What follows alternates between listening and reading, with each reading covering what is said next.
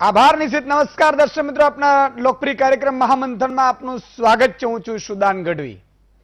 રાજ્યમાં નવી ઉદ્યોગ નીતિની જાહેરાત કરાઈ છે. સીએમ રૂપાણીએ નવી ઉદ્યોગ નીતિની જાહેરાત કરતા કહ્યું છે કે નવી ઉદ્યોગ નીતિમાં રોજગારની તકોને કેન્દ્ર સ્થાને રખાઈ છે.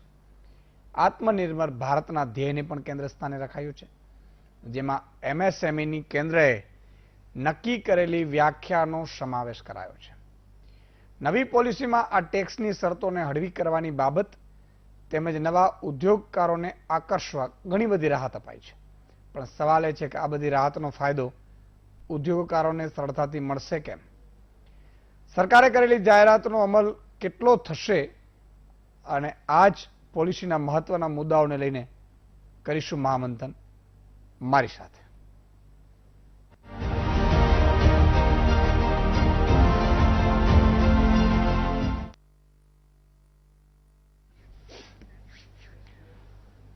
મિત્રો, વીટીવીની સામે તમે ગોઠવાઈ ગયા હશો, મને પૂરો વિશ્વાસ છે.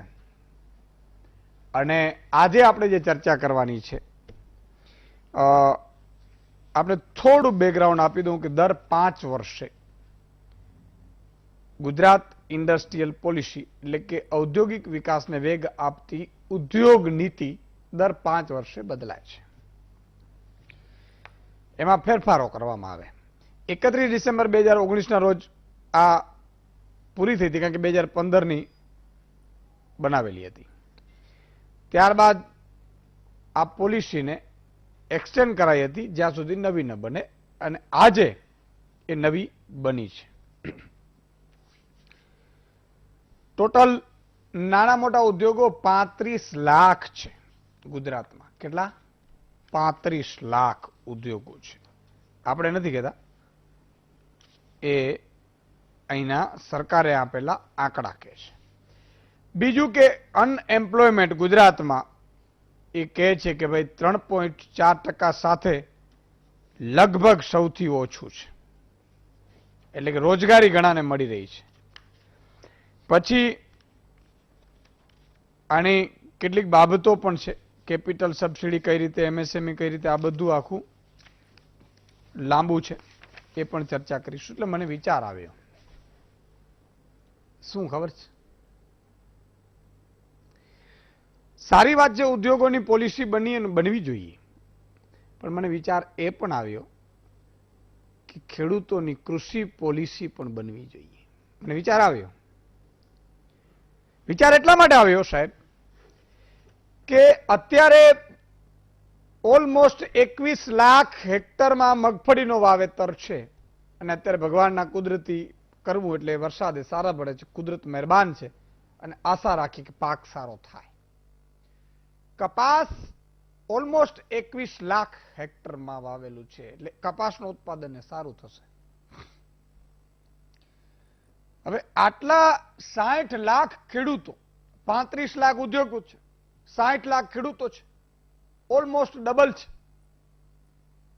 તો એના માટે પણ એક પોલિસી હોવી જોઈએ કે ના હોવી જોઈએ? તમે મને કહો, હોવી જોઈએ કે ના હોવી જોઈએ? હા, હોવી જોઈએ. હવે એ કોઈ કરતું નથી. હું આજે પણ અપીલ કરું છું કૃષિ મંત્રીને, મુખ્યમંત્રી શ્રીને, બધાને કે આનંદ થયું મને આ પોલિસી બનાવીને. જરૂરી છે આ બધું. જો બધાનો સર્વનો વિકાસ થવો જોઈએ, સૌનો સાથ, સૌનો વિકાસ. પણ તમે અત્યારથી પ્લાન નહીં કરો તો 40 લાખ મેટ્રિક ટન મગફળી થવાની શક્યતાઓ અત્યારે સેવાઈ રહી છે, અને કપાસનું પણ ઉત્પાદન ખૂબ થવાનું છે.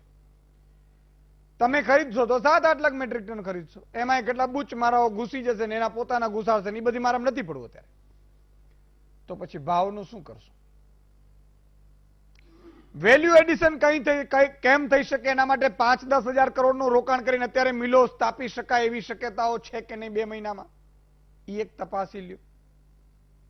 ડેરી ઉદ્યોગો, સહકારી ક્ષેત્રને જોઈન્ટ કરો, 40-50 હજાર કરોડનું એ રોકાણ કરી શકે. ત્યારે અમૂલ છે, સાબર છે, બનાસ છે, સુમૂલ છે, પછી બેંકો છે,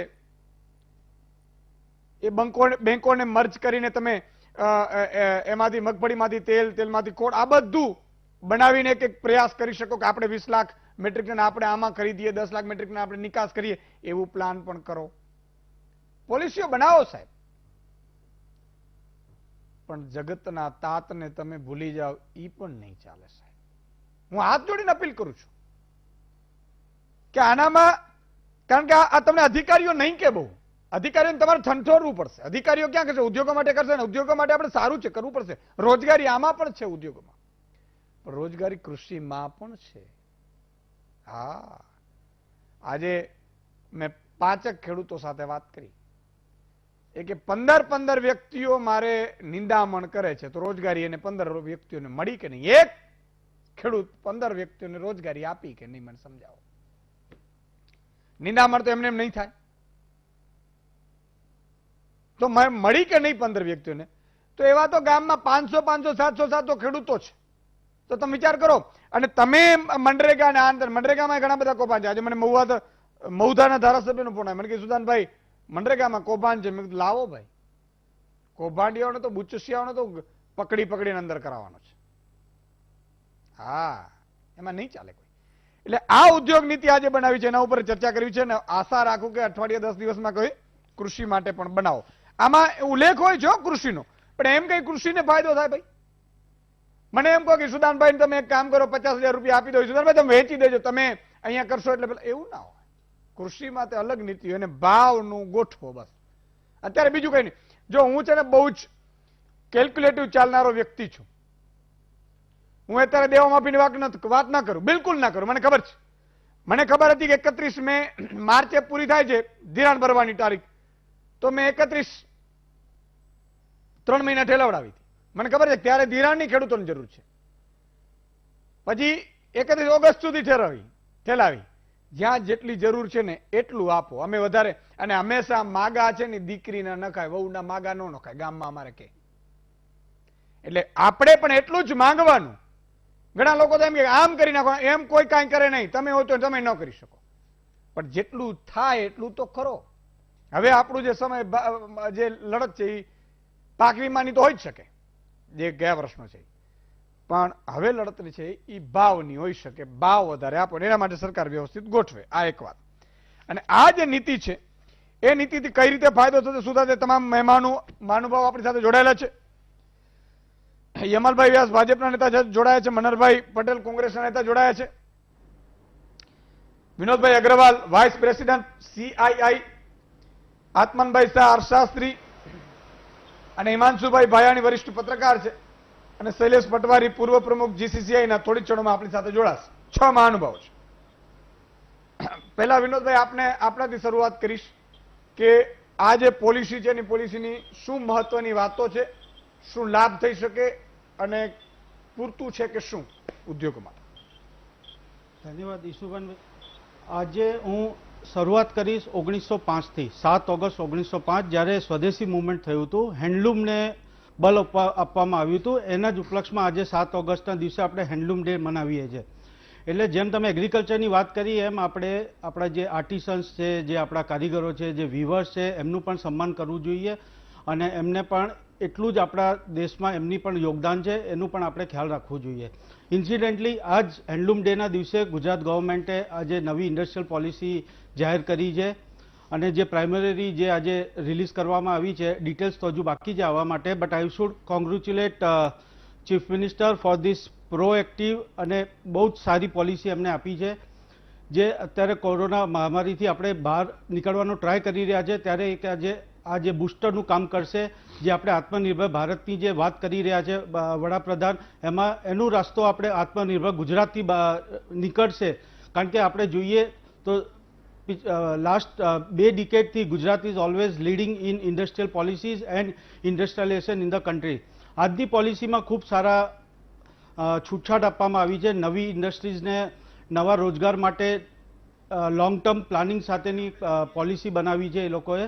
કારણ કે તમે જો લાર્જ ઇન્ડસ્ટ્રીઝને જે મોટા રોકાણ છે એમને એટ્રેક્ટ કરવા માટે જે સબસિડી આપવામાં આવી છે, પહેલાં MSMEsને નાની સબસિડી આપવામાં આવતી હતી, પણ હવે લાર્જ ઇન્ડસ્ટ્રીઝને એટ્રેક્ટ કરવા માટે એ લોકોએ કોઈ ઇન્વેસ્ટમેન્ટ કેપ નથી મૂક્યું. They called it as FCI, fix capital investment. એ તમારું લાખ કરોડનું પણ હોઈ શકે, 10 કરોડથી વધારે એ લોકો કહે છે. એટલે 10 કરોડથી વધારેથી લઈને લાખ કરોડ સુધી, એના ઉપર એ લોકો 6% લઈને 12% સુધીની આપવાની વાત કરી છે. અને એ પણ એ લોકોએ 10 વર્ષની અંદર તમને પાછી આપશે. જો 10 વર્ષમાં તમારી સબસિડી ના પૂરી થાય તો બીજા 10 વર્ષ લેશે. એ રીતે 20 વર્ષમાં ડિવાઈડ કરીને તમને પાછી આપવામાં આવશે. એ જ રીતે MSME જે નાના ઉદ્યોગ છે, જેમ ઈશુદાનભાઈએ કીધું કે આપણા ગુજરાતની અંદર 35 લાખ MSMEs છે જે આપણી નવી ડેફિનેશન પ્રમાણે આવરી લેવામાં આવી છે. તો એ લોકોને જે પહેલાં આપણી 15% કેપિટલ સબસિડી હતી એ વધારીને 25% કરવામાં આવી છે. ઇન્ટરેસ્ટ સબસિડીમાં બહુ મોટો ફાયદો કરવામાં આવ્યો છે, which is given to almost 7% of your interest on the term loan of your capital. જો હવે તમે એ રીતે જોવા જાઓ 7% એ અને 1% for the young entrepreneurs is almost 8%. અને જે RBIની લાસ્ટ 2-3 નીતિ પ્રમાણે જે રીતે ઇન્ટરેસ્ટ રેટ ઇન્ડિયામાં ઘટ્યા છે, ઇટ બીકમ્સ ઓલમોસ્ટ લાઈક તમારું કેપિટલ ફ્રી થઈ શકે છે.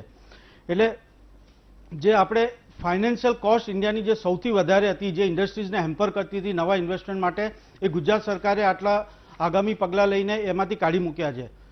Plus not only cash subsidy કે આપણે ઇન્સેન્ટિવ ફાઇનાન્સ સાઇડમાં, પણ જેમ એક ઓવરઓલ વ્યૂ લઈને એકેડેમીનું પણ વ્યૂ લીધું, એ લોકો ઇન્ડસ્ટ્રીઝનું લીધું, ઇન્ડસ્ટ્રીયલ એસોસિએશનનું લીધું.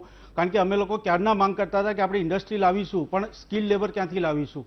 તો સ્કિલ લેબર માટે એ લોકોએ ઇન્ડસ્ટ્રી યુનિવર્સિટીઝને રિસર્ચ એન્ડ ડેવલપમેન્ટ સેન્ટર્સ માટે પૈસા ફાળવ્યા છે, સ્ટાર્ટઅપ્સને ફાળવ્યા છે.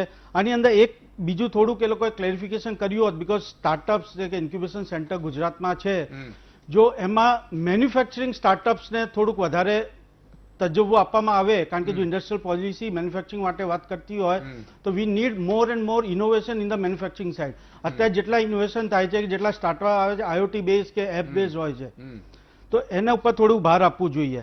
પ્લસ એ લોકોએ જે નવા થ્રસ્ટ એરિયાઝ ઊભા કર્યા છે, જેમાં ક્લીન એનર્જી, સોલર એનર્જી ઉપર આપવામાં આવી છે, which is a very very welcome move. કારણ કે જે આપણે સોલર એલાયન્સની વાત કરી રહ્યા છે આપણા વડાપ્રધાન, તો એને એલાઇન કરતા આપણે ગુજરાતની પોલિસી છે.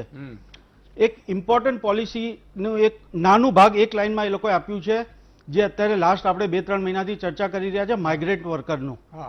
એના માટે એ લોકોએ જે એક બહુ જ સુંદર પોઈન્ટ આપ્યું છે કે તમે જો ડોર્મિટરી અથવા તો તમે જો રહેઠાણ કોમ્પ્લેક્સ ઊભું કરો તમારા ઇન્ડસ્ટ્રીયલ ક્લસ્ટર્સમાં કે GIDCમાં, તો એનું 80% સુધીનું ફાઇનાન્સ ગવર્મેન્ટ કરશે. તો એનાથી આપણે શું થશે કે જે માઇગ્રન્ટ લેબર છે એમની ફેમિલી સાથે ગુજરાતમાં સ્થાયી થશે, તો આપણે પરમનન્ટ આ માઇગ્રન્ટ લેબરનું પ્રોબ્લેમ સોલ્વ કરી શકીશું. આ એક જમીનનો પણ છે લીઝ વાળું. જો આપણે કોઈ પણ એક પ્રોજેક્ટ મૂકીએ તો એમાં land cost becomes a very very important component. તો હવે જો તમારું રોકાણના 20-25% જો લેન્ડમાં જતા રહેતા હતા, કારણ કે ગુજરાત એક એવું રાજ્ય છે જેની અંદર લેન્ડ કોસ્ટ અત્યારે જોવા જઈએ તો હાઈએસ્ટ છે ઇન્ડિયાની અંદર. તો એના માટે જે આવકાર્ય છે, જે 6%ની ખાલી લીઝ ઉપર આપવાની જે વાત કરી છે, વિચ ઇઝ વેરી ઇમ્પોર્ટન્ટ. કારણ કે આ પોલિસી ચાઇનાની અંદર પણ છે, જેને લીધે ઇન્ડસ્ટ્રીયલ ગ્રોથ ચાઇનાનું એકદમ ફાસ્ટ થયું હતું. અચ્છા, બિલકુલ. આ 3-4 મુદ્દાઓ છે મિત્રો કે જેટલું રોકાણ આવે તેના 12% રકમ પરત કરાશે. SGST માં રાજ્ય સરકારે ખૂબ ફેરફારો કર્યા છે. આ મોટું છે, કારણ કે ઉદ્યોગોને આ થોડુંક વધારે નડતું હતું. ખાનગી કંપનીઓને ઇનોવેશન માટે 5 કરોડની મદદ કરાશે અને MSME ને મહત્તમ 35 લાખ સુધીના રોકાણ પર 7% સબસિડી આપવામાં આવશે. એટલે એને ટૂંકમાં સબસિડી મળશે. GIDC ખાનગી ઇન્ડસ્ટ્રીયલ પાર્કમાં પણ સરકાર મદદ કરશે. એટલે એ આખી વાત છે. ઇન્ડસ્ટ્રીયલ પાર્કની સ્થાપનામાં 30 કરોડની મદદ કરાશે. હું આવું છું આત્મનભાઈ તમારી પાસે. આ પોલિસીને કઈ રીતે જોઈ રહ્યા છીએ અને આવી કોઈ પોલિસી ખેડૂતો માટે બનાવી શકાય કે કેમ?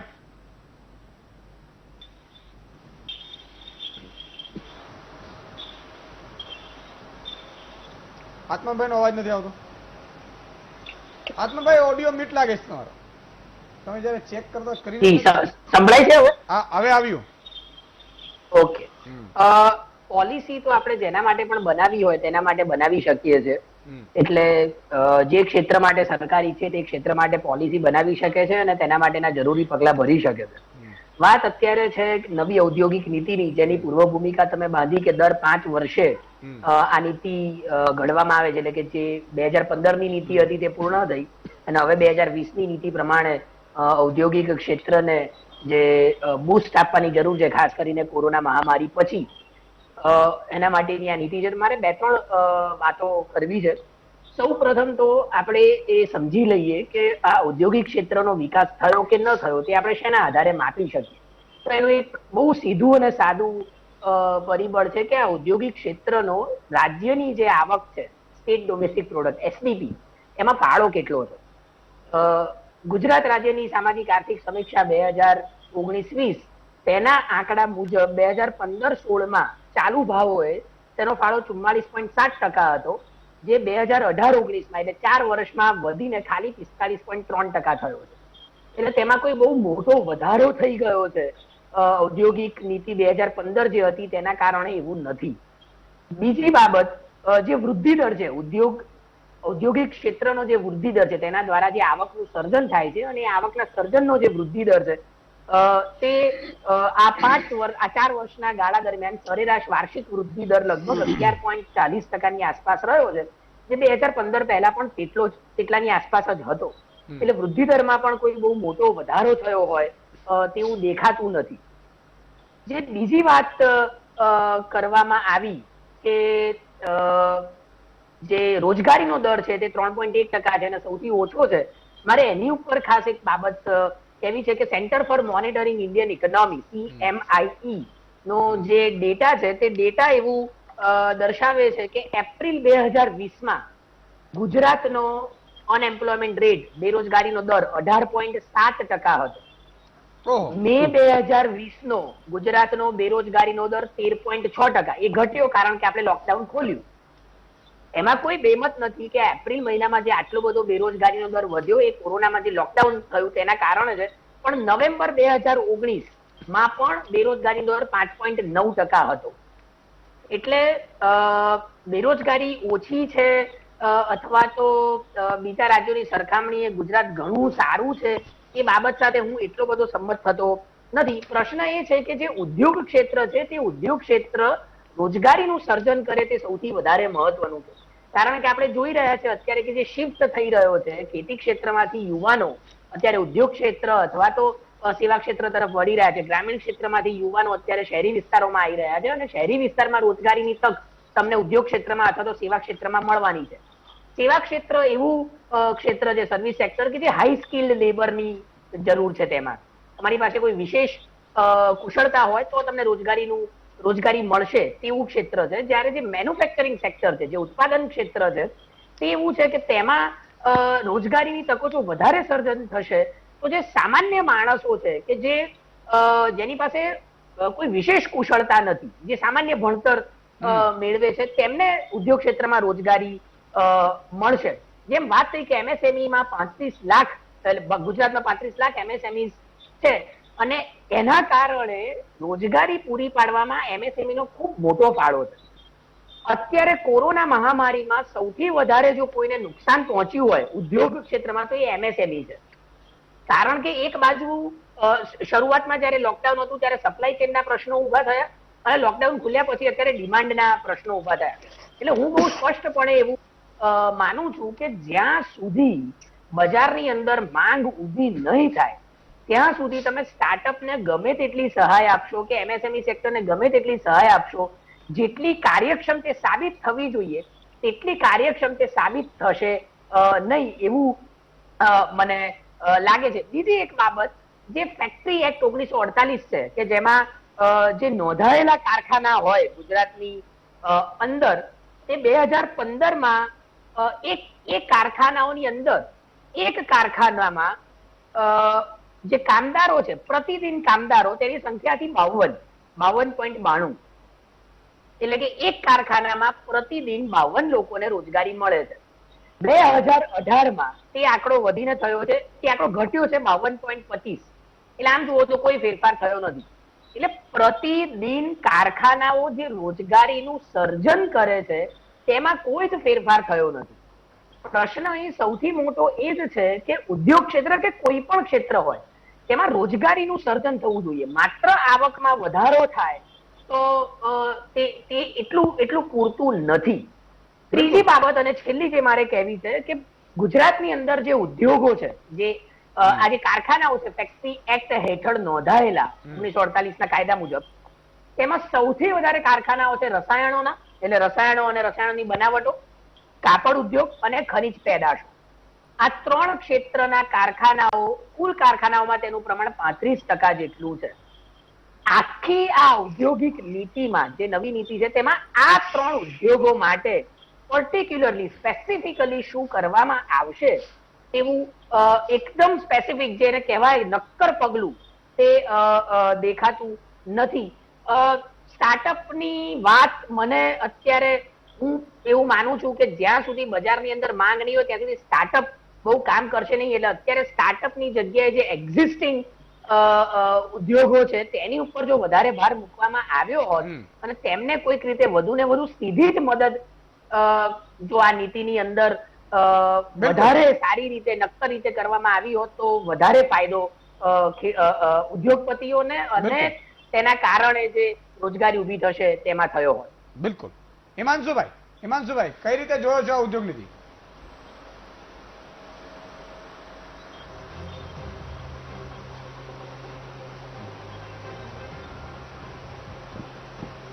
હિમાંશુભાઈ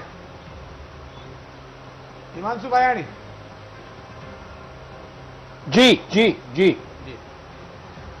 હા જી બિલકુલ.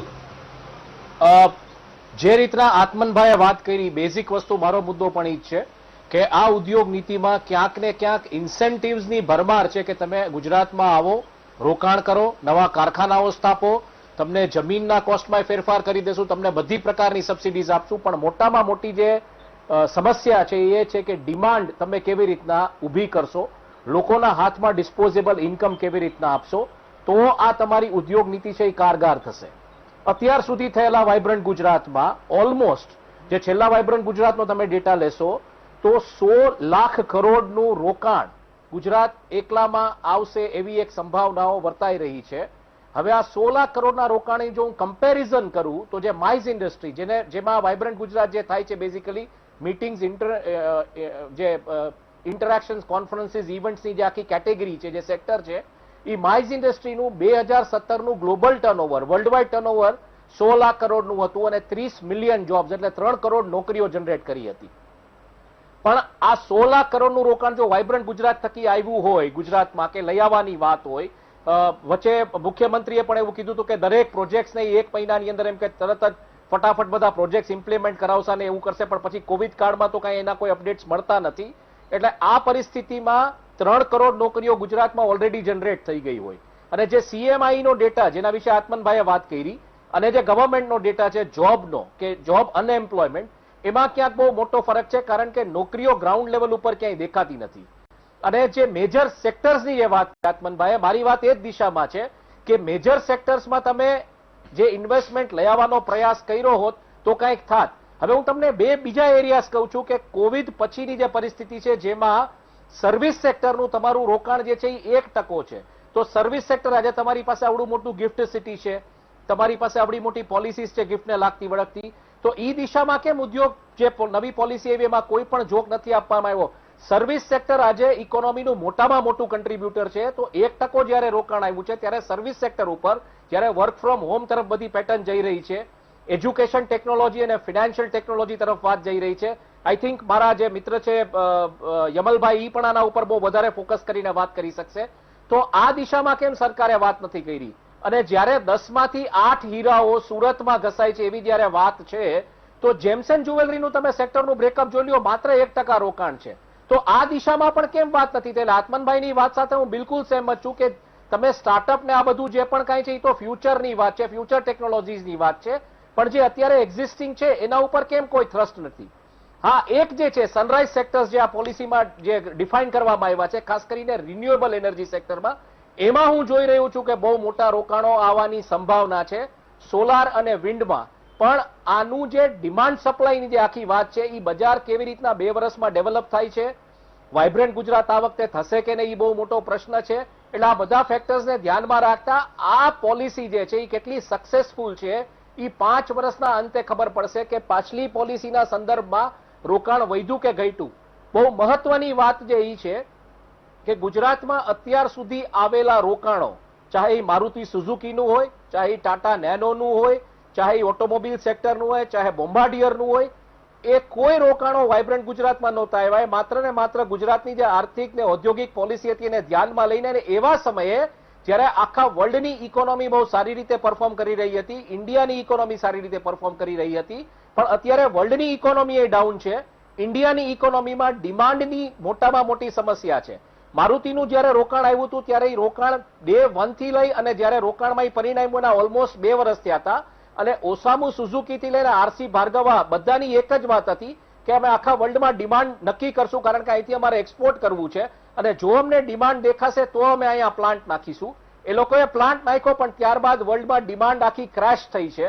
એટલે આ પરિસ્થિતિમાં આ પોલિસી કેટલી કારગર સાબિત થશે એ આવનારો સમય કહેશે.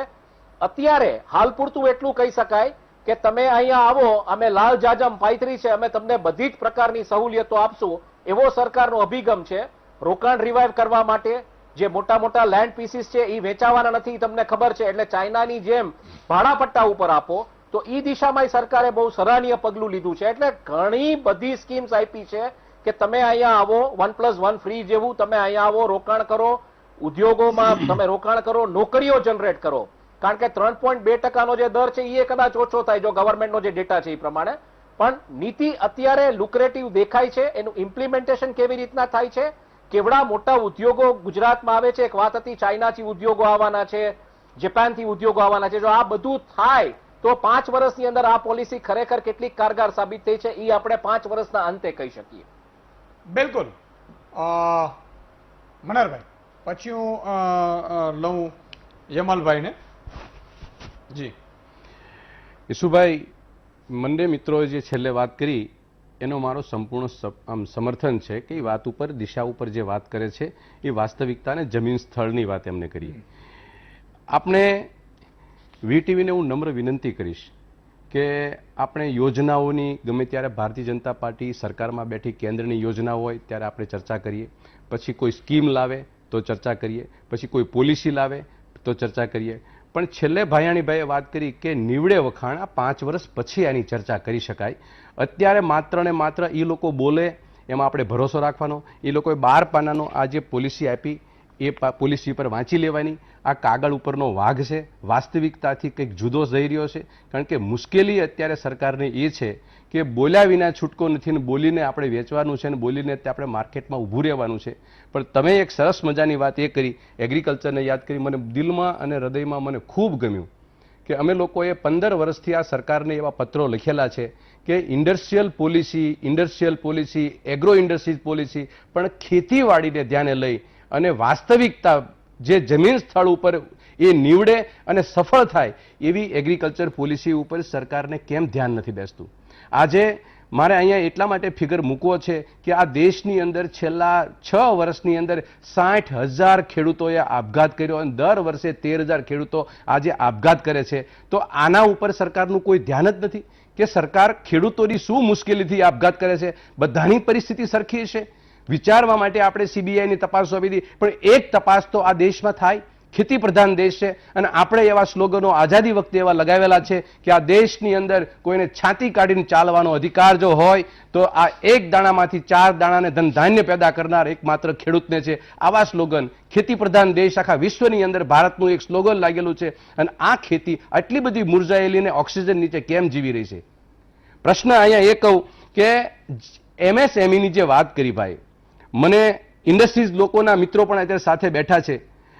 હમણાં થોડાક દિવસ પહેલા એક 20 લાખ કરોડનું પેકેજ આ સરકારે જાહેર કર્યું.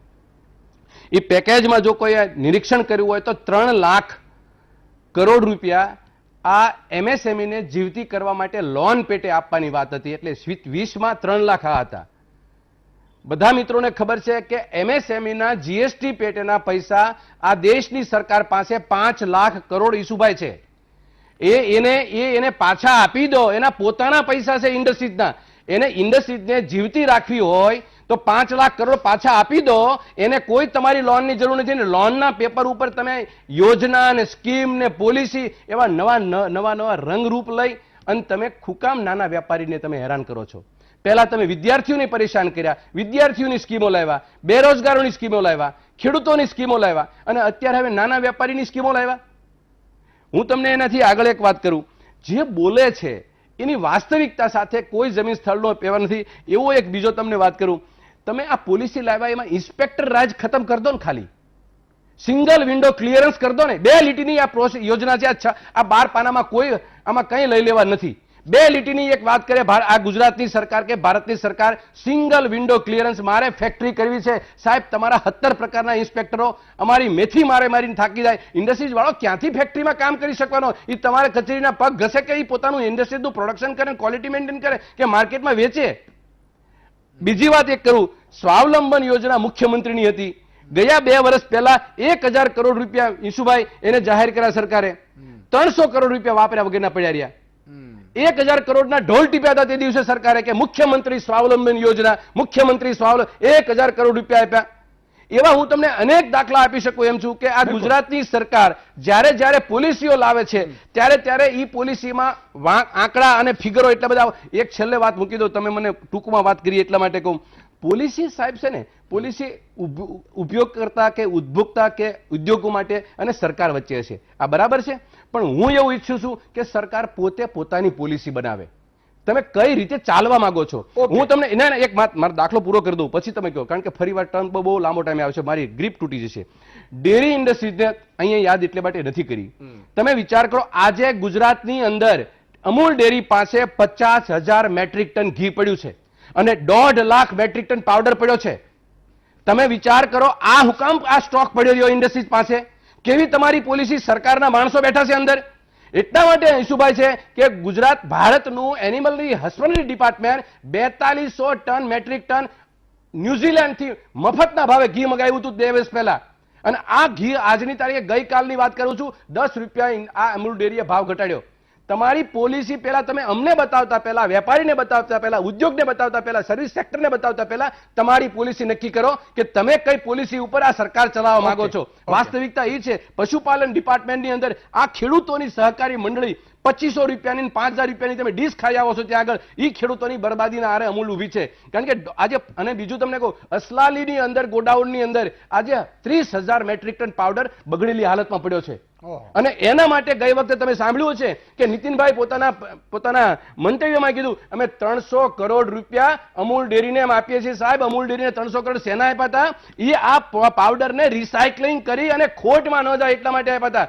આ બધી વાસ્તવિકતા તમે તમારી પોલિસી ટ્રાન્સપરન્સી મૂકો. આ 25 વર્ષથી તમે ગુજરાતમાં રાજ કરો છો. આ પોલિસી આપતા તમે ખેડૂતોને, વિદ્યાર્થીઓને, બેરોજગારોનો તમે રાફડો બનાવ્યો છે, રાફડો. આ વાસ્તવિકતા ઉપર તો થોડોક પ્રકાશ પાડો, જેથી કરીને તમારી પોલિસીનું ઇમ્પ્લિમેન્ટેશન કરવા માટે કોઈ લોકો હાથ લાંબા કરીને વધાવવા જોઈએ. બિલકુલ. શૈલેષ પટવારી પણ પૂર્વ પ્રમુખ જીસીસી જોડાઈ ચુક્યા છે. યમલભાઈ, તમારી પાસે આવવા માંગુ છું. ઉદ્યોગ નીતિની જે વાત છે 5 વર્ષની, એમણે એવું કહ્યું કે જે અધિકારી રાજ છે, જે ખાસ કરીને ફેક્ટરી ઇન્સ્પેક્ટર હોય, જીપીસીબી, હમણાં મને ખબર છે કે જામનગરમાંથી એક જીપીસીબી ના અધિકારી 5 લાખ રૂપિયા રોકડા લેતા પકડાયા. એ તો પકડાયા, નથી પકડાતા એવા ઘણા હોય. ફેક્ટરી ઇન્સ્પેક્ટર, બોઇલર ઇન્સ્પેક્ટર, ઘણા બધા મહેમાનો ત્યાં ફેક્ટરી વાળા બિચારા ઉદ્યોગપતિને મહેમાનો થતા હોય અને પછી એ બિચારાને બધા પ્રકારની સગવડો લગભગ પૂરી પાડતી હોય એવા સમાજ આપણે ખબર નથી. એટલે એમણે એક વાત કરી. બીજું, આ પોલિસીથી શું ફાયદો થશે અને ખેડૂત પોલિસી માટે પણ વિચારજો.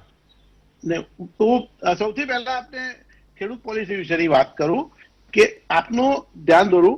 2016ના મે મહિનામાં આ સરકારે કૃષિ પોલિસી ડિક્લેર કરેલી છે 12મા કૃષિ મહોત્સવના પહેલા દિવસે. અને એ પોલિસી સરકારનો ડોક્યુમેન્ટ છે. અત્યારે હું એની ચર્ચા નથી કરતો કારણ કે અમારે સરકારના બીજા બાળકનો શુભ પ્રસંગ છે આજે, ઉદ્યોગનો. એટલે આજે હું કૃષિની ચર્ચા નહીં કરું. પરંતુ આપને જણાવું કે મે 2016માં ગુજરાત સરકારે કૃષિ પોલિસી વ્યાપક અને ખૂબ ડિટેલ્ડ કરેલી છે અને એની ચર્ચા માટે પણ આપ મને બોલાવશો તો હું આવવા તૈયાર. બિલકુલ, આપણે કરીશું. એમાં ભાવનો ક્યાં ઉલ્લેખ નહીં હોય, મને ખબર છે, પણ એ બાળક બીજાની ચર્ચા છે આજે. બરોબર છે. હા, એટલે આજે આપણે એની ચર્ચા ના કરીએ. હવે મનહરભાઈએ તમામ પ્રકારની વાત કરી પણ આ પોલિસી વિશે એમને કશું કીધું નહીં. કારણ કે એમની પાસે આનો કાં અભ્યાસ નથી, કાં એમની પાસે આનો કઈ ટીકા કરવાનો વિષય નથી. એક વિરોધ પક્ષમાં છે. હવે બીજું, એમણે જે કઈ વાતો કરી કે ભાજપ સરકારે બધો દાટ જ વાળ્યો છે, પણ 1995 થી આજ સુધીમાં 7 વિધાનસભા ઇલેક્શન થયા. અમે તમામ પરીક્ષામાં અમે સામી છાતીએ પ્રજા પાસે જઈએ છીએ, નમ્રતાથી એમને અમે જે કર્યું એ બતાવીએ છીએ અને પ્રજા અમને સ્વીકારે છે. કોંગ્રેસ આવા પ્રચારો કરી, જાતિવાદ, આ બધું કરી ચૂકી છે, પરંતુ ગુજરાતના શાણા મતદારો, ગુજરાતના લોકો જાણે છે કે આ બધી વાતોમાં કાંઈ દમ નથી. આવું નાના કઈ પણ મુદ્દા આ લોકો કાઢે છે જે પ્રજાને ખરેખર ટચ થતા નથી, અને એમાંની મોટાભાગની વસ્તુઓ તો સાચી જ નથી હોતી, પણ એની હું ચર્ચા નથી કરતો. આજે આપણે આ પોલિસીની ચર્ચા કરવાની છે, તો હું આપને એ કહું કે હું ખરેખર 1984 થી ચાર્ટર્ડ એકાઉન્ટન્ટ તરીકે પ્રેક્ટિસ કરું છું, અને વિસુદાનભાઈ હું આપને કહું કે જ્યારે પણ ચર્ચા થાય ઉદ્યોગની, ત્યારે તો કોંગ્રેસની સરકાર હતી, પછી ભાજપની સરકાર આવી. હવે જ્યારે પણ ચર્ચા થાય ત્યારે બધા જ ઉદ્યોગ વાળ સાથે સંકળાયેલા લોકોનો એક જ પ્રશ્ન હોય કે ચાઇના અથવા તો અમેરિકા એમના ઉદ્યોગોને કેટલી સરસ મદદ કરે છે અને કેટલું સારું એમને સપોર્ટ કરે છે, અને આપણી સરકારો નથી કરતી. હવે આ સપોર્ટના તમે પછી મૂળમાં ઉતરો ને વિસુદાનભાઈ, તો 3 જ મુદ્દા હોય. એક, એમને વ્યાજમાં ક્યાંક છૂટ મળતી હોય, એમને જમીનોમાં સગવડ મળતી હોય ઉદ્યોગ સ્થાપવા માટે, અને એમને માર્કેટ કરવા માટેની સરકારની સહાય હોય. આ 3 મુદ્દા જ મુખ્ય હોય છે.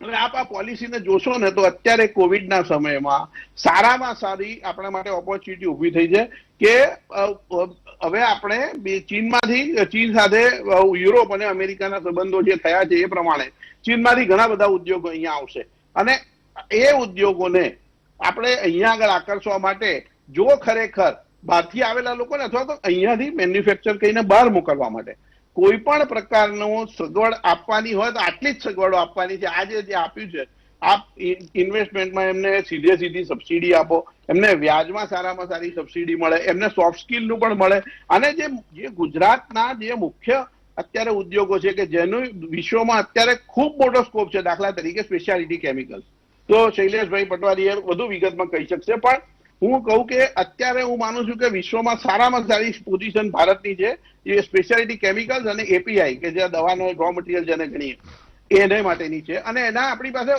ગુજરાતમાં સામર્થ્ય પણ ખૂબ છે, અને એને હજુ આ જે કોઈ કંપનીઓ છે એને અનેક ગણી એક્સપાન્શન કરી શકે એવા છે. તો એમને આ બધી સહાય એટલી સારી પડશે, અને આ પોલિસીના આધારે હું માનું છું કે વિશ્વમાં જે ઉદ્યોગોમાં આપણું ગુજરાતનું નામ છે એમાં આપણે ખૂબ મોટું નામ કરીશું, અને હું અનેક ગણા પ્રોડક્શન કરી શકીશું. એક વાત. બીજું હું આપને કહું કે જે પ્રકારની વાત કરવામાં આવી કે આપણે એમ કે ઉદ્યોગોને આમ નથી, શું કહેવાય કે એના વિશેની ક્લેરિટી નથી, અથવા તો જે હિમાંશુભાઈએ કહ્યું ને આત્મનભાઈએ કહ્યું કે એમ્પ્લોયમેન્ટ જનરેશન. તો એમ્પ્લોયમેન્ટ જનરેશન, હવે સીએમઆઈ ખાનગી કંપની છે, એની પાસે સરકાર જેટલા રિસોર્સિસ ના હોય, એટલે એના જે આંકડા હોય એમાં કદાચ નાનો મોટો ફેર આવે 3% ને 5%, પણ 3%નો જે અનએમ્પ્લોયમેન્ટ રેટ છે એ અમેરિકાનો પણ 3% એક જ વાર આવ્યો ઇતિહાસમાં આ પેન્ડેમિક પહેલા, અને હવે પછી અમેરિકા વાળા પણ કહે છે કે 3%નો ફરીથી અનએમ્પ્લોયમેન્ટ રેટ અમારે ત્યાં ક્યારે આવશે અમને ખબર નથી આગામી 25 વર્ષમાં. એટલે 3%નો અનએમ્પ્લોયમેન્ટ રેટ ખૂબ જ ઉત્તમ છે, આપણે સ્વીકારવું પડે, ને ગુજરાતના નાગરિક તરીકે આ ગૌરવ લેવાની વાત છે ઉસીવાનભાઈ. હું એ ઉપરાંત આપને કહું કે હજુ હું ચોક્કસ માનું છું કે ભાઈ રોજગારી એટલે મને 1000 રૂપિયા મળતા હોય તો 2000 રૂપિયા મળે એવી મારી હોય જ આશા. મને 6 કલાક કામ મળતું હોય તો મને 12 કલાક કામ કરવાની મારી તૈયારી હોય તો મને કામ મળે એવી મારી આશા હોય, અને એ કરવું જ જોઈએ. અને એના માટે આ સરકારે આ જે પોલિસી છે, હું ઝીણવટપૂર્વક એને અત્યારે આ ચર્ચાનો સમય નથી, પણ હું એક મુદ્દા ઉપર હું આપને કહું કે ગુજરાતને એક આંતરરાષ્ટ્રીય ફલક ઉપર જો ગુજરાત દેશ હોય ને તો હું એવું માનું છું કે આ નીતિના આધારે, અને આપણો જે અત્યારે મેન્યુફેક્ચરિંગનું બેકગ્રાઉન્ડ છે, વિશ્વમાં અત્યારે સર્વિસીસ અને એગ્રીકલ્ચરની તો ખૂબ મોટો સ્કોપ છે, હું પણ માનું છું, પણ એની અત્યારે નથી કરતો ચર્ચા. મેન્યુફેક્ચરિંગમાં હું એવું માનું છું કે એટલી સારી ઓપોર્ચ્યુનિટી ખુલી છે, અને ગુજરાત, મહારાષ્ટ્ર, તામિલનાડુ 3 જ સ્ટેટ આના પૂરો લાભ લઈ શકે એમ છે. કમનસીબે ગણો તો મહારાષ્ટ્ર અને તામિલનાડુ અત્યારે કોવિડમાં ઉલઝાયેલા છે, ગુજરાતને આ એક સારી તક મળી છે ભગવાનની દયાથી, તો આપણે એનો પૂરેપૂરો લાભ લઈશું. અને આ સરકારે પણ એટલી ત્વરિત ગતિ, અત્યારે જયારે એક તરફ પેન્ડેમિક સાથે આપણે લડી રહ્યા છીએ, રોજના 800,000 કેસ આવી રહ્યા છે, તે છતાં પણ આજે માનનીય મુખ્યમંત્રી શ્રી જેમને આજે કાર્યકાળના 4 વર્ષ પૂરા કર્યા એમને હું આજે અભિનંદન પણ આપું છું આપના માધ્યમથી, અને હું એમ કહું છું કે આ નીતિ અત્યારે જે ડિક્લેર કરી શક્યા એ માટે આખી ટીમ ખૂબ જ અભિનંદનને પાત્ર છે. આ સાચે હું કોઈ પણ પ્રકારના પોલિટિકલ બાયસ વગર જો આપણા પેનલિસ્ટો અને અભ્યાસ કરશે અને જોશે ને, તો હું માનું છું કે આવી નીતિ ગુજરાતના ઇતિહાસમાં ક્યારેય આવી નથી. ઓકે, માની લઈએ અને અભિનંદન તો આપણે આપી દઈએ કે વિજયભાઈ 4 વર્ષ પૂરા કરે અને હજી પણ આગામી સમયમાં ખૂબ વિકાસની ગતિથી દોડાતા રહે અને આનંદ થાય આપણે. અને મેં પહેલા પણ કહ્યું છે કે ભાઈ કામ સારા કરીએ તો કુદરતના દરબારમાં જ્યારે જઈએ, જગતમાં જબ તું આયો ઇસ જગત મેં જગ હશે તું રોય પર એસી કરની કરકે ચલો કે તું હશે જગ રોય. આ જગતમાં તમારા કામ બોલવાના છે.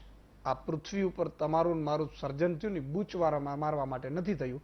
તમારું મારું સર્જન પરમાર્થ માટે, જ્યાં હોઈએ ત્યાં સારું કરવા માટે થયું છે. આટલું સમજી જાય તો બધું દુઃખ મટી જાય. ઘણા તો ધંધો જ કરે, સવારથી ઉઠે ને એટલે સાંજ સુધી ક્યાં મુર્ગા હલાલ થાય ને અને એવી મોટી મોટી વાતો કરે ને પછી ઉઠામણા કરે. શું કર્યું તું? ઉઠામણું કર્યું. તમે વિચાર કરો, દરેક જગ્યાએ. અને આ વસ્તુ છે ને એ હંમેશા દુઃખ નોતરી આવે. અસત્ય, અપરિગ્રહ, ચોરી એ આજે તમને કદાચ સારી લાગતી હશે અને સત્તાધીશોએ તો ખાસ, સત્તાધીશોએ ક્યારેય એની સત્તાનો દુરુપયોગ ના કરવો. બીજું, પોતાનો લાભ મેળવવા માટે બિલકુલ દુરુપયોગ ના કરવો. સત્તાધીશો જે દિવસે દુરુપયોગ કરશે ને ત્યારે આગામી જન્મો જન્મ સુધી એવું કહેવાય છે શાસ્ત્રોમાં. કારણ કે ઘણા એમ કે કિશોરભાઈ શાસ્ત્રોની વાતો શાસ્ત્રોની એટલા માટે જ હું કહું છું કે આમ તમે બીજાથી ડરો એમ નથી, પણ તમને એમ થાય કે ભગવાન મને છોડશે નહીં, કદાચ એમાંથી ડરો ને મારા ખેડૂતોનો, મારા વેપારીનો, ઉદ્યોગપતિઓને તમે કંઈક સારું કરો. બાકી એક ફેક્ટરી વાળાને અંદરથી પૂછો ને, નાર્કો ટેક્સ કરાવો ને વિનોદભાઈ જેવાને, તો કેટલાય અધિકારીઓ જેલમાં વયા જાય. કારણ કે બિચારા કામ કરવું છે ભાઈ, અને કામ કરવા જ ન દે. આ વસ્તુ ઘટે છે. લો, નિયમો પાછા આપણે જ લાગુ પડે. હમણાં હોસ્પિટલમાં આગ લાગી, બધી હોસ્પિટલ ચેકિંગ થશે, ઘણા જગ્યાએ બૂચો જ મારશે. ભાઈ ચેકિંગના નામે આવ્યા ભાઈ અત્યારે નથી આ વસ્તુ, તો વાંધો નહીં, 20,000 રૂપિયા આપી દે થઈ જાય. તમારા સાહેબ સંતાનો શું અને હું તો એમના પત્નીઓને કહું છું અથવા પતિને કહું છું જે નોકરિયાત કરે છે ને એની, જે બૂચ મારે છે એની, કે તમે આ ખરાબ સંપત્તિ તમારા ઘરમાં ન લાવતા. આપણા શાસ્ત્રો કહેતા હતા કે શરૂઆતમાં જયારે આવું હોય ને ત્યારે નોકરીએ જાય પતિ એટલે પત્ની ના પડતી હતી, કોઈ ખરાબ આપણો સંપત્તિ આપણા ઘરમાં ન આવી જોઈએ, આપણા દીકરાને હું એનું ખવડાવીશ નહીં. આવા હતા ત્યારે એ શિવાજી જેવા પાકે. હા, બાકી આમાં પાકે ઘરમાંથી કાઢી મૂકે એવા. વિરામ બાદ આવીએ છીએ, ક્યાં જતા નહીં.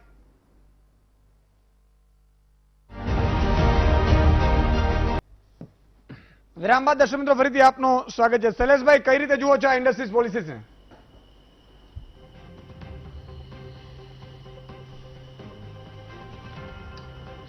આ વર્ષે જે ઇન્ડસ્ટ્રીયલ પોલિસી રૂપાણીજીએ જાહેર કરી છે, તો એમને અને એમની જે કમિટી કે જેમણે આમાં સહકાર આપ્યો છે પોલિસી બનાવવા, એ બધાનો ખૂબ ખૂબ ઇન્ડસ્ટ્રી આભાર માને છે.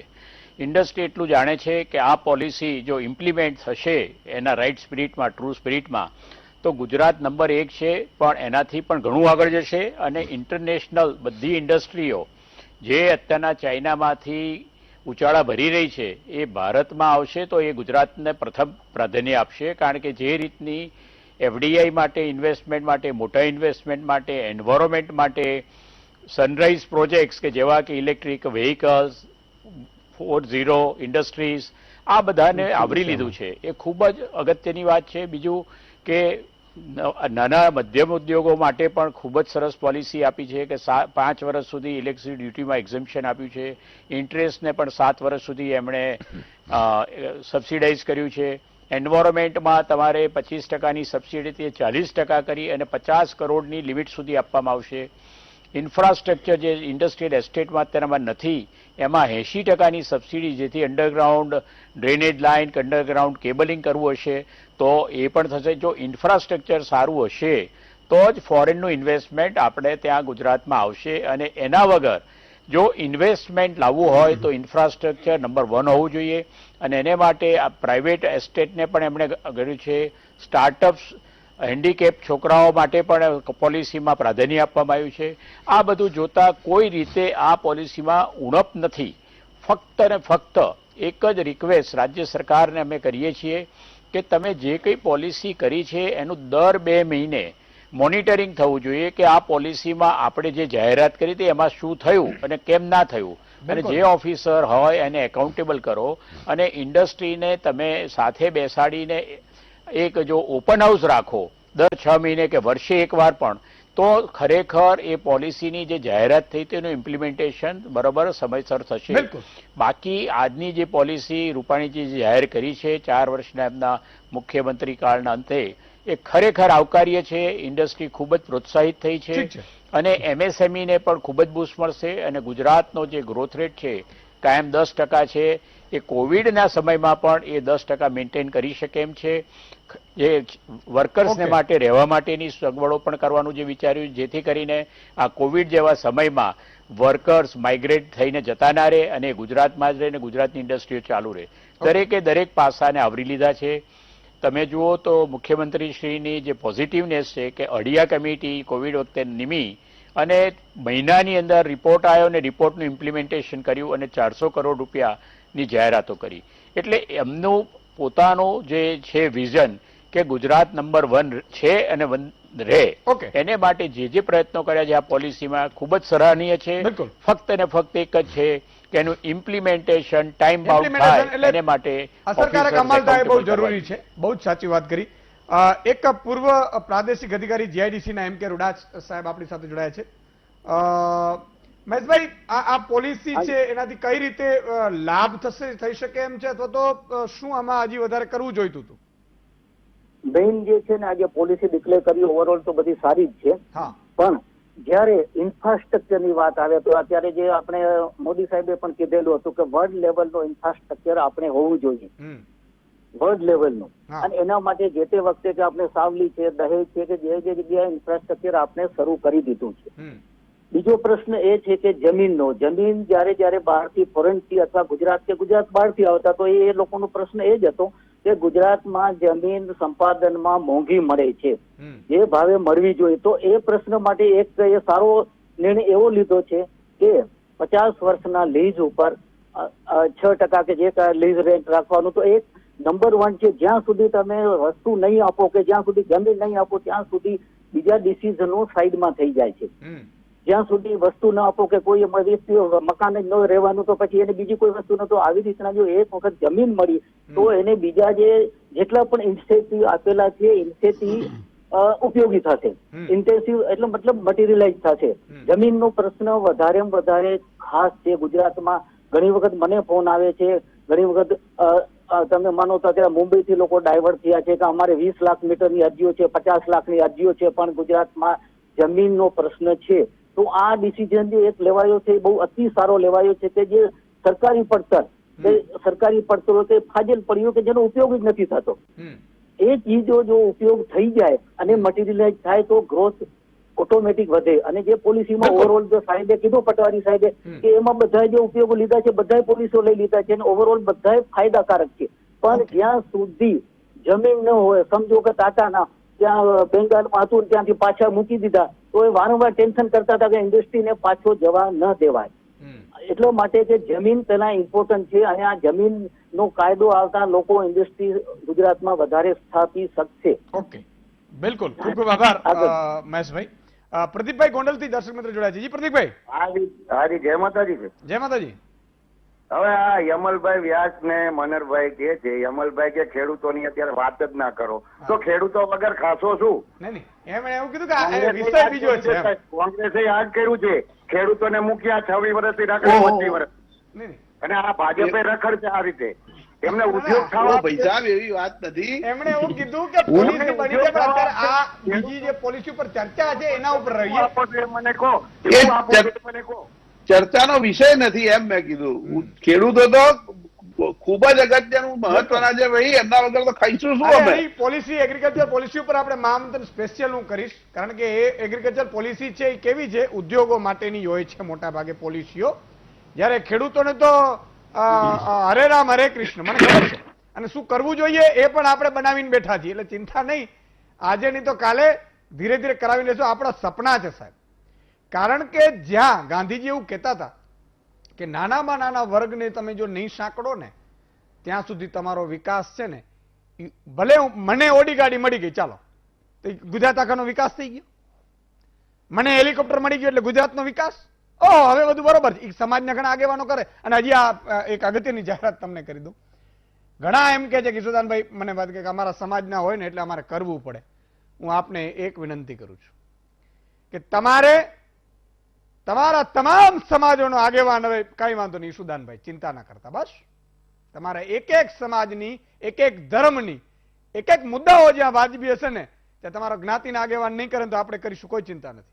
પણ તમારે એ તેતરો જે લાભ લેવા આવે છે સારા હોય એને તો તમે સપોર્ટ કરજો જ સાહેબ, પણ તેતરોને પણ તમારે ઓળખવી પડશે. ઘણા એમ કે મારા સમાજનો છે ને વિકાસ નથી થતો, મારા સમાજને મને આ પદ મળ્યું એટલે મારો સમાજ નારાજ છે, એને પદ મળી જાય એટલે સમાજ ખુશી થઈ જાય? હે, કોને રમાડો છો તમે? અને અત્યાર સુધી આ જ કર્યું છે. હવે ઈશુદાનભાઈ ને વીટીવી આવી ગયા, ચિંતા ન કરતા તમે. આવા લોકોથી આપણે બસ ચેતવાનું છે, એને બંગલા બનતા જાય ને આ સમાજ યાની ઘણા આદિવાસી નેતાઓ નીકળ્યા આગળ, આદિવાસીઓનો વિકાસ નથી થતો. હા, એના પોતાના બંગલા બની ગયા, આદિવાસી ત્યાંનો ત્યાં છે. ઠાકોર સમાજ, કોળી સમાજ, આજે મારે કેટલા સમાજ બહુ જરૂરી છે અમને. આ બધાની જ્ઞાતિઓનું કહું છું કે આ રહ્યો તમારો ભાઈ આગેવાન બેઠો, જરાય ચિંતા નહીં, અને મારે કોઈ અપેક્ષા નથી, તમારા માટે જ કરવાનું બસ, એટલા એના સિવાય ક્યાં જોતું નથી. એટલે આ એક મુદ્દો છે. એક નાનકડા ફરીથી વિરામ લઈ લો, વિરામ બાદ ફરીથી મહાનુભાવોને સંક્ષિપ્તમાં ટર્ન આવશે, લઈ લઈએ વિરામ બાદ. તમારાથી કરીશ સંક્ષિપ્તમાં કે આમાં હજી શું સુધારી શકાય, અને બીજું કે આનાથી કઈ રીતે રોજગારી વધી શકશે, કે પછી એમણે જ વાત કરી હમણાં કે અમલવારીમાં જેમ શૈલેષભાઈએ કીધું કે મોનિટરિંગ ખૂબ અગત્યનું છે, કે જેમ કે આપણે અત્યારે જે આત્મનિર્ભર ભારત પેકેજ આવ્યું હતું એનામાં જે MSMEs માટે જે GECLA જે ઇમરજન્સી ક્રેડિટ લેન્ડિંગ પોલિસી અપનાવી, એના માટે મુખ્યમંત્રીશ્રીએ કલેક્ટર ઓફિસમાં જે મિટિંગ રાખી હતી અને એમને એઝ એ નોડલ ઓફિસે એપોઇન્ટ કરવામાં આવ્યા હતા MSME કમિશનર અને કલેક્ટરશ્રીને. જે રીતે એ લોકો વીકલી અપડેટ લે છે, જે રીતે અમે એસોસિએશનમાં પણ સર્વે કરીએ છીએ, કોઈ પણ ઇન્ડસ્ટ્રીને લોન મળવામાં કંઈ મુશ્કેલી પડે છે તો એ લોકોનું વીકલી અપડેટ આપવામાં આવે છે. સરકાર ઇવન નિર્મલા સીતારામન ટ્વીટ કરીને પણ વીકલી તમને કેટલું લેન્ડિંગ થયું છે, કેટલી કંપનીઓ થયું છે એ આપવામાં આવે છે. એ રીતે જો આ પોલિસીનું મોનિટરિંગ થાય અને ટાઈમ ટુ ટાઈમ આના ઉપર અપગ્રેડ થાય, જેમ કે જેમ ઇન્ડસ્ટ્રીની રિક્વાયરમેન્ટ આવે, કારણ કે આ પોલિસી બનાવી છે 5 વર્ષ માટેની, પણ જે પ્રોબ્લેમ આવશે ના કરે ભગવાનને કોવિડ જેવી બીજી કોઈ પરિસ્થિતિ થાય તો તમારે પોલિસી ચેન્જ કરવી પડે, તમારે પ્રોડક્ટ્સ ચેન્જ કરવા પડે, તમારે સર્વિસીસ ઇન્ક્લુડ કરવી પડે, કારણ કે જે રીતે વર્લ્ડ ચેન્જ થઈ રહ્યું છે, જે રીતે ફાસ્ટ દોડી રહ્યું છે એ પ્રમાણે પ્રોડક્ટ્સની પણ રેન્જ ચેન્જ કરવી પડશે.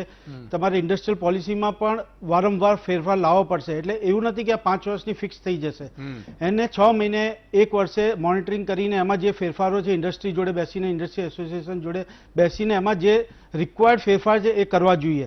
બીજું એક જે કોર સેક્ટર્સની વાત કરીએ તો એમાં આઈ થિંક 2 સેક્ટર ફરી એડ કરવામાં આવે. એક તો ડિફેન્સ ઇક્વિપમેન્ટ મેન્યુફેક્ચરિંગ, કારણ કે ટૂંકમાં જે રીતે સરકાર આત્મનિર્ભર બનવા માંગે છે ડિફેન્સ ઇક્વિપમેન્ટ માટે, તો એના માટે ગુજરાતે એક પોલિસી બનાવવી જોઈએ, એના પ્રોડક્શન માટે થોડું પ્રોત્સાહન આપવું જોઈએ.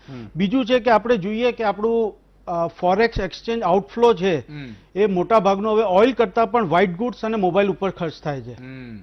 તો મોબાઈલ કમ્પોનન્ટ્સ અને વ્હાઇટ ગુડ્સ, ટીવી, ફ્રીજ, જેમ કે સેન્ટ્રલ ગવર્મેન્ટે અત્યારે ટીવી ઇમ્પોર્ટ્સ ઉપર બેન મૂક્યું છે, તો એ જે બધી કંપનીઓનું એસેમ્બલિંગ નહીં પણ પ્રોપર અહીંયા મેન્યુફેક્ચરિંગ થાય એ માટેનું જે સેક્ટર્સ છે વ્હાઇટ ગુડ્સ અને આઈટી પ્રોડક્ટ્સ, મોબાઈલ ફોન્સ, એનું પણ એના માટે આ જે સનરાઈઝ સેક્ટર અથવા તો કોર સેક્ટરમાં એડ કરવામાં આવે. સનરાઈઝ સેક્ટરમાં આમ તો છે ઇલેક્ટ્રિક વ્હીકલ અને ઇટ્સ કમ્પોનન્ટ્સ અને ઇન્ડસ્ટ્રી ફોર મેન્યુફેક્ચરિંગમાં. હા, એટલે ઇન્ડસ્ટ્રી ફોર મેન્યુફેક્ચરિંગમાં જ્યારે ગાઈડલાઇન્સ આવશે ત્યારે આપણે જોઈ શકીશું કે વ્હાઇટ ગુડ્સ એમાં એડ કરવામાં આવે તો આપણે આપણું ફોરેક્સ એક્સચેન્જ બહાર જતા રોકી શકીએ. ઓકે, એ બહુ જરૂરી છે. એમણે જે વાત કરી વિનોદભાઈ કે ફોરેન વાળું જે છે એ બહાર જતા રોકી તો ફાયદો થાય. એક દર્શક મિત્ર લઈ લો, ભારતીબેન અમદાવાદથી જોડાયા છે. જી ભારતીબેન. બોલો ઈશુદાનભાઈ, નમસ્કાર. નમસ્કાર. હવે દરેક જગ્યાએ ન્યૂનતમ આધુનિકતાની જરૂર હોય છે. એમાં આર્થિક રોજગારીમાં કે આ નવા ધંધા ઉદ્યોગમાં ને બધામાં નવી રોજગારીની જરૂરી કે આધુનિકતા લાવવી જરૂરી છે, પણ એને લઈને અર્થતંત્ર સારું જાય એ પણ અમારી શુભેચ્છા. બિલકુલ. પણ એને લઈને જે કેમિકલ વાળું અત્યારે જે આપણે આ આધુનિકતા લાવવાની વાત કરી છે, પણ હાલના તબક્કે જે ચાલી રહ્યા છે ઉદ્યોગો, એનું જે કેમિકલ વાળું પાણી નદીમાં ને દરિયામાં ને બધે છોડીને જનતાને એટલું બધું નુકસાન થાય છે એમના સ્વાસ્થ્યને, એના માટે સરકાર ક્યારે જાગૃત થશે? બિલકુલ. બહુ સાચી વાત કરી આમાં મને ભારતીબેન. તમને એકને નહીં, હા. એ સરકારના માણસોને પણ અસર થાય છે. બિલકુલ. આ એક ખૂબ ખૂબ આભાર ભારતીબેન. એક આપણે કમાવાની લાલસા એટલી વધી ગઈ છે કેટલાક ઉદ્યોગપતિઓની, અંદરથી પાઇપલાઇનો નાખી અને તમે વિચાર કરો પાણી છોડે, ગંદુ પાણી છોડે. જીપીસીબી અધિકારીઓ હોય, જીઆઈડીસી, ઘણા બધા આખો સ્ટ્રક્ચર છે અને એ પાછા એને કોઈ દેખાય નહીં. એટલે ઘણી જગ્યાએ મને એવું કહ્યું છે કે જીપીસીબીના અધિકારીઓની મિલકતમાં વધારો થાય છે, બધાને નહીં, ઘણાને ઓછા. એટલે એ ખબર નથી કઈ રીતે એને દેખાતું નહીં હોય એટલે આમ આંખે પાટા બાંધી ગયા તો આપણે બહુ ખબર નથી. આવા એ કુદરત જાણે, એ જાણે, જીપીસીબીના અધિકારીઓ જાણે, વિજિલન્સ ટીમો જાણે, આપણે ઘણું બધું, એટલી બધી સિસ્ટમ છે, પણ સિસ્ટમમાં કરે કોણ? સવાલ ઈ છે. આપણી પાસે આવવા માંગીશ આત્મનભાઈ. જી.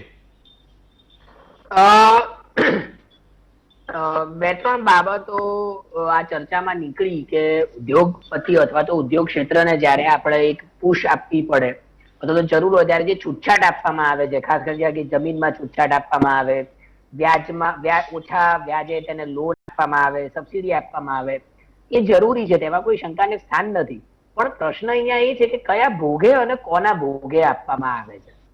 ધારો કે જમીન જો ઉદ્યોગોને આપવામાં આવશે તો એ ખેતીની જમીનો જાય છે, એમાં તો આપણો અનુભવ છે કે કોઈ પણ રાજ્ય હોય કે કોઈ પણ સરકાર હોય, ખેતીની જમીન ઉદ્યોગોને આપવામાં આવે છે. એટલે અહીં પ્રાયોરિટી શું છે, કોના ભોગે વિકાસ કરવાનો છે, કયા ભોગે આપણે એ વિકાસ કરવા માંગીએ છીએ, એ બાબતો મહત્વની છે. બીજી વાત નીકળી ગુજરાતની અંદર જે મૂડીરોકાણ થાય છે તેની, એમાં કોઈ શંકાને સ્થાન નથી કે ગુજરાતમાં વધારે મૂડીરોકાણ થાય છે ને વર્ષોથી વધારે મૂડીરોકાણ થાય છે ને ગુજરાતી પ્રજા તેના વેપાર માટે અથવા તો તેની વેપાર સૂઝ માટે જાણીતી છે. એટલે એ ગુજરાતની પ્રજામાં એને વારસાગત મળેલી બાબત છે. પ્રશ્ન અહીંયા એ છે કે એ સબસિડીઓ જ્યારે આપવામાં આવશે ત્યારે ગુજરાત સરકારના બજેટ એટલે એમનું જે ખર્ચ છે તેની ઉપર બોજો પડશે, સરકાર ઉપર બોજો પડશે. તો એ કેટલો બોજો પડશે એની કોઈ ગણતરી છે? તમે કેટલી સબસિડી આપશો એ બાબત પણ અહીં મહત્વની છે. કારણ કે સામાન્ય રીતે આપણે જયારે જોઈએ છે, જયારે ખેડૂતોને સબસિડી આપવાની વાત આવે છે અથવા તો એમનો દેવા માફીની વાત આવે છે ત્યારે સરકાર ઉપર બોજો પડે છે, એવી એક ચર્ચા ચાલે છે. એટલે એક બાજુ સબસિડી આપવાની છે, હું એના વિરોધમાં નથી, સબસિડી ન આપવી જોઈએ એવું નથી કહેતો, પણ કેટલી સબસિડી આપવામાં આવશે તેની કોઈ ગણતરી, તેના કારણે સરકાર ઉપર કેટલો બોજો પડશે, સરકારી નાણું ક્યાંથી લાવશે, એ મહત્વનું છે. એટલે એવી જે વિગતો, નાણાકીય વિગતો પણ નીતિમાં હોવી જોઈએ, તે દેખાતી નથી.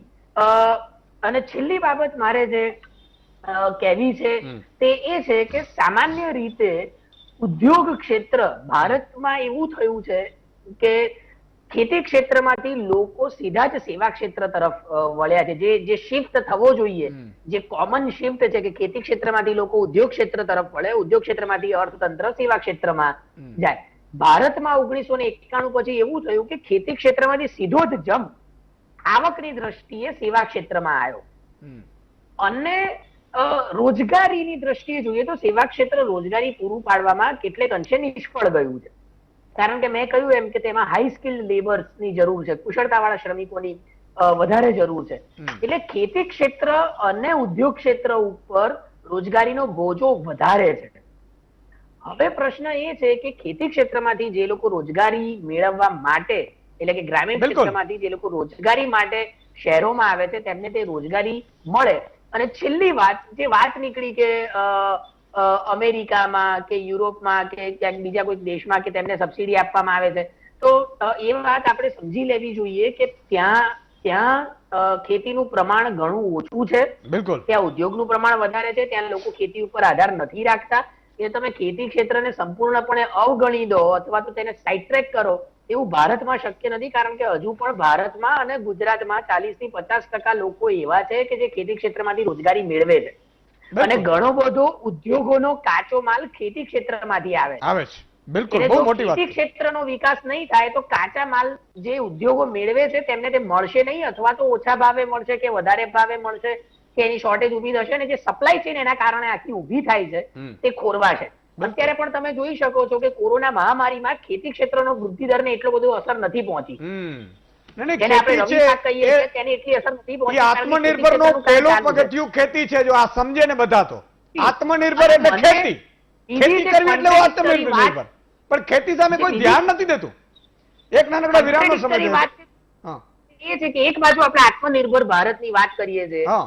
અને બીજી બાજુ આપણે ફોરેન ઇન્વેસ્ટમેન્ટ ભારતમાં આવે એવી પણ અપેક્ષા રાખીએ છીએ. આ બે બાબતો પણ મને લાગે છે એટલે એ જ કહું છું કે ઉત્તમ ખેતી, મધ્યમ નોકરી અને છેલ્લે કનિષ્ઠ નોકરી હતી. હા, મારે એક નીકળી એટલે કરવી છે કે એની મધ્યમ વેપાર. વારંવાર ચર્ચા થાય છે કે કોરોનાને કારણે હવે ચાઇનાની કંપનીઓ ભારતમાં આવશે. તો આપણે એ વાત બહુ જ સરળતાથી સમજી લઈએ કે કંપનીઓને કોઈ દેશ માટે પ્રેમ નથી હોતો, કંપનીઓને માત્ર તેમના નફાથી પ્રેમ હોય છે. બિલકુલ. તેમને જ્યાં નફો મળે ત્યાં જાય છે. જાપાનની બેંક નોર્મુઆનો રિપોર્ટ છે કે 2018 થી 2019 ની વચ્ચે 56 કંપનીઓ ચાઇનામાંથી નીકળી ગઈ. એમાંથી માત્ર ને માત્ર 3 કંપનીઓ ભારતમાં આવી છે. એટલે એનો અર્થ તમે સમજી શકો છો કે એને કંપનીઓને ક્યાં ફાયદો છે. એક નાનકડા વિરામ બાદ તુરંત મળીએ છીએ.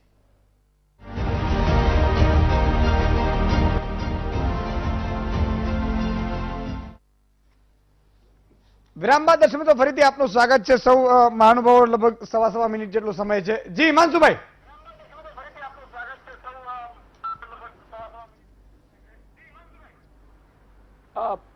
ઈસુદાન, સૌથી મોટી જે વાત છે મારી દ્રષ્ટિએ શું છે, હું યમલભાઈ બોલતા હતા ત્યારે ખાસ એક મારો હાથ ઊંચો કરતો હતો. અત્યારે સૌથી મોટી સમસ્યા બે સેક્ટરમાં છે. સર્વિસમાં તમે જોવા જાઓ તો ટુરિઝમ અને હોસ્પિટાલિટી અને મીડિયામાં અત્યારે લોકો નોકરી ખોઈ રહ્યા છે. ડિજિટલ સ્ટાર્ટઅપ્સ કે જે પણ કંઈ થઈ રહ્યું છે, ડિજિટલ વેન્ચર્સ થઈ રહ્યા છે મીડિયામાં .comમાં, એ બધા જેને કહી શકો તમે ડિજિટલ ઇન્ડિયા અને સ્ટાર્ટઅપ ઇન્ડિયાના કેટેગરીમાં તમે મૂકી શકો એમ છો. દુબઈ મીડિયા સિટી આખું એક જે દુબઈ સરકારે જે ડેવલપ કરેલું છે યુએઈમાં, એવી રીતના ગુજરાત સરકારે ખરેખર જેમ ગિફ્ટ સિટી ડેવલપ કર્યું છે, એવી રીતના મીડિયાના ક્ષેત્રોમાં પણ રોકાણ ગુજરાતમાં આવે. કારણ કે આવડું મોટું રોકાણ જો આવવાનું હોય ને તમારા આજે રાજ્યમાં પિંક પેજ પબ્લિકેશન્સ બંધ થઈ ગયા છે, બિઝનેસના પબ્લિકેશન્સ બંધ થઈ ગયા છે, બિઝનેસની ચેનલના કોઈ રિપ્રેઝેન્ટેટિવ્સ નથી રહ્યા, એવા સમયે હું એમ માનું છું આ પણ એક ઓપોર્ચ્યુનિટી છે કે મીડિયા સેક્ટરનું પણ રોકાણ ગુજરાતમાં આવે અને દુબઈ મીડિયા સિટી જેવી આખી સેટઅપ કે આવું બધું કરીને આને પોલિસીમાં ક્યાંક થ્રસ્ટ આપવાની જરૂર છે. કારણ કે મીડિયા જો નહીં હોય તો આ બધી ઇન્ફોર્મેશન ગવર્મેન્ટ કેના માધ્યમ થ્રુ આપશે, એ બહુ મોટો પ્રશ્ન છે. એટલે આ પોલિસી ઇમ્પ્લિમેન્ટ કેવી રીતના થાય છે, આનું ફોલોઅપ કેવી રીતના થાય છે, અને આમાં ખાસ કરીને મીડિયાનો જોક હોવો જોઈએ. કારણ કે ઇન્ફોર્મેશન ડિપાર્ટમેન્ટ કે જે કોઈ મીડિયા કમિટીઝ છે આના ઉપર આટલા વર્ષોથી આજે ડિજિટલ મીડિયા ડેવલપ થઈ રહ્યું છે, છતાં આના ઉપર કોઈનો ફોકસ નથી. બિલકુલ. જી મનહરભાઈ. ઈશુભાઈ, હું કોઈ વિદ્વાન વ્યક્તિ નથી, પણ કોઈ સરકાર જે છે એની ભૂલ પડે તો હું કદાચ ન ઓળખી શકું, પણ દિશા વગર દોડે અને ખોટી જગ્યાએ જાય ત્યાં અમે તો પકડાય છે.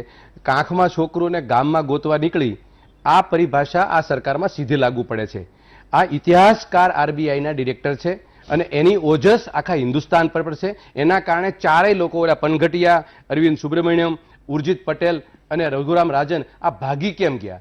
અને ઇતિહાસકાર જે વ્યક્તિએ આ ઇતિહાસ બનાવવા માટેની જે સિસ્ટમ બનાવી છે એના 2-3 દાખલા હું તમને આપું. ઈચ્છા શક્તિ વગર જ્યારે કોઈ પણ પ્રોજેક્ટ તમે મૂકો એનું પરિણામ તમને ના મળે, અને પરિણામ મળે તો જનહિતમાં ન હોય, છેવાડાના માણસના હિતમાં ના હોય.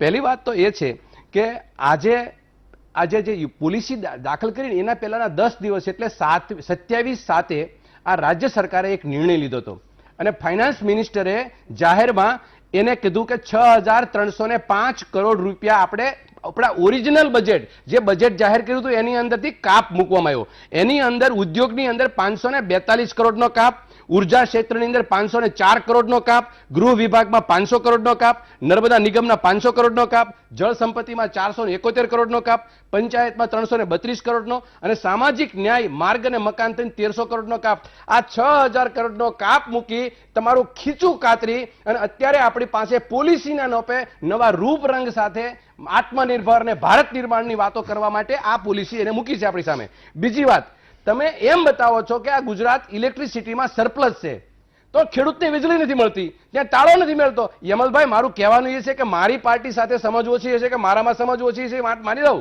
પણ તમારી જે ઈરાદા વગરની, ઈચ્છા શક્તિ વગરની જે કામગીરી છે ને એ કોઈ પણને દેખાય. તમે ઘડીક આંખો બંધ કરી દેશો અને પટવારી સાહેબ પ્રશંસા કરે છે, 4 દિવસની આપે પટવારી સાહેબ મુબારક, પણ વાસ્તવિકતા તમે બોલી કેમ ને? તમે ઇન્ડસ્ટ્રીયાલિસ્ટ છો, તમે કેમ નથી બોલી શકતા? અને તમે ત્રણમાંથી એકેય વ્યક્તિ એવું ન બોલ્યા કે આ કારણે આ પોલિસી સારી. એમાં એક એક્ઝામ્પલ તો આપો કે કઈ કારણે તમે સામાન્ય વખાણ કરી લીધા, પણ તમે ત્રણેયને હું આ મંચ ઉપર બેઠા કહું છું કે તમે એક શબ્દ બોલી દો અને એક એનું લીટી બોલો કે આના કારણે આ પોલિસી સારી છે, તો હું પણ તમારી સાથે, પટવારી સાહેબ, યમલભાઈ સાહેબ, તમારી સાથે હું સંમત થઈશ. આ રાગદ્વેષ પ્રેરિત કે પેટ્રિયટ નેચરથી આપણે નથી બેઠા, પણ રાજ્યના ભવિષ્ય માટે જ્યારે ઊંધા અને ગિહલાન માર્ગે ચડાવવાની વાતો છે એની સામે અમારો વિરોધ તો હોઈ શકે, અને આ વાસ્તવિકતા છે. છેલ્લે એક વાત મૂકી દઉં કે ભાઈ કે અત્યારની જે એના પહેલાની વાત કે મારી પાસે ડિટેલ છે.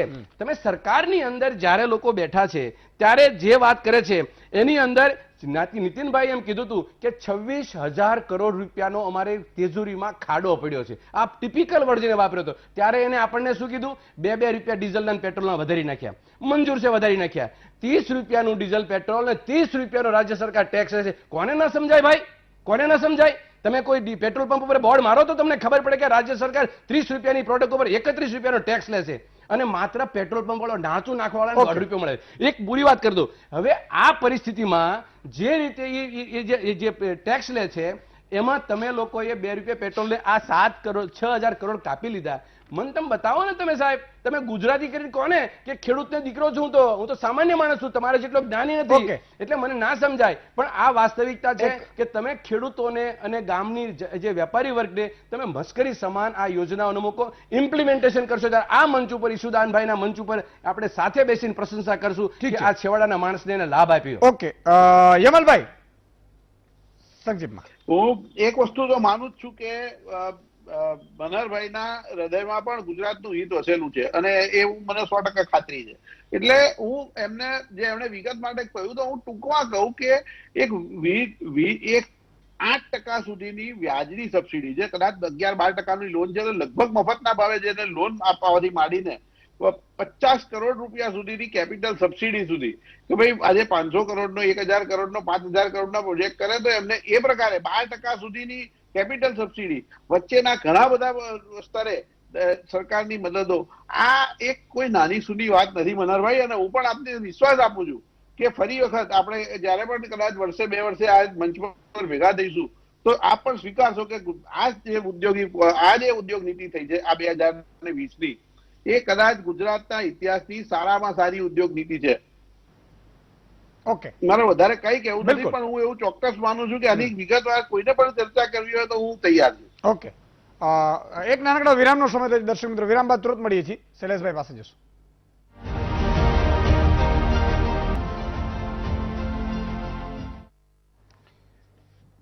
વિરામ બાદ દર્શક મિત્રો ફરીથી આપનું સ્વાગત છે. જી શૈલેષભાઈ, સંક્ષિપ્તમાં.